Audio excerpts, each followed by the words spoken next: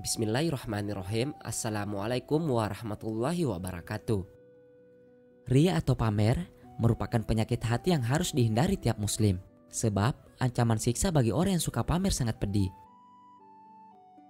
Di era digital ini, orang dengan mudah bisa mengunggah tiap kegiatan amal maupun ibadah yang dilakoninya. Entah untuk sekedar berbagi atau mencari like maupun ingin dikomentari. Hal itu kadang malah menjerumuskan ke dalam sikap ria atau pamer. Dalam Al-Quran, Allah Subhanahu wa Ta'ala berfirman, yang artinya orang-orang yang berbuat ria. Surah Al-Ma'un ayat 6. Mufasir Ibnu Katsir dalam kitabnya Tafsir Ibnu Katsir menerangkan berkaitan dengan ayat tersebut.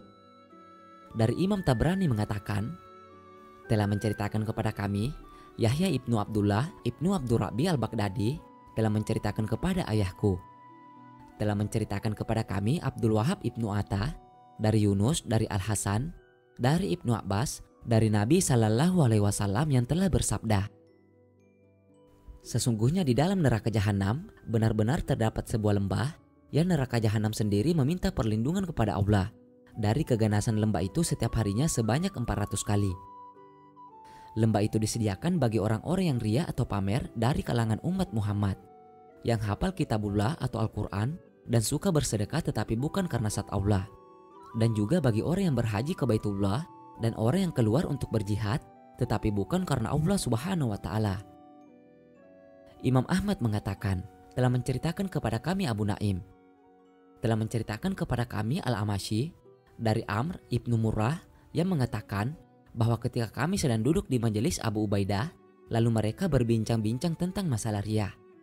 Maka berkatalah seorang laki-laki yang dikenal dengan julukan Abu Yazid, bahwa ia pernah mendengar Abdullah ibnu Ar mengatakan bahwa Rasulullah Sallallahu Alaihi Wasallam telah bersabda, barang siapa yang pamer kepada orang lain dengan perbuatannya, maka Allah akan memamerkannya di hadapan makhluknya dan menjadikannya terhina dan direndahkan. Imam Ahmad telah meriwayatkan pula dari Gundar dan Yahya Al-Qattan, dari Syubah, dari Amir ibnu Murrah, dari seorang laki-laki, dari Abdullah ibnu Amr, dari Nabi Sallallahu Alaihi Wasallam disebutkan hal yang semisal, termasuk hal yang berkaitan dengan makna firman-Nya. Orang-orang yang berbuat ria, Al-Ma'un ayat 6. Ialah bahwa barang siapa yang melakukan suatu perbuatan karena Allah, lalu orang lain melihatnya dan membuatnya merasa takjub dengan perbuatannya, maka sesungguhnya hal ini bukan termasuk perbuatan ria.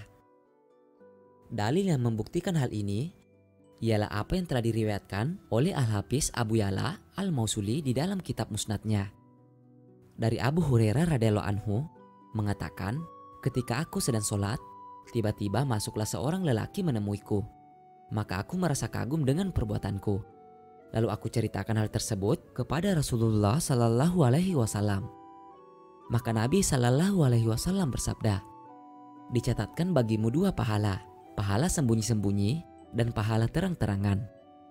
Abu Ali alias Harun ibnu Ma'ruf mengatakan, telah sampai kepadaku bahwa Ibnul Mubarak pernah mengatakan bahwa hadis ini adalah sebaik-baik hadis bagi orang-orang yang ria. Wallahu a'lam.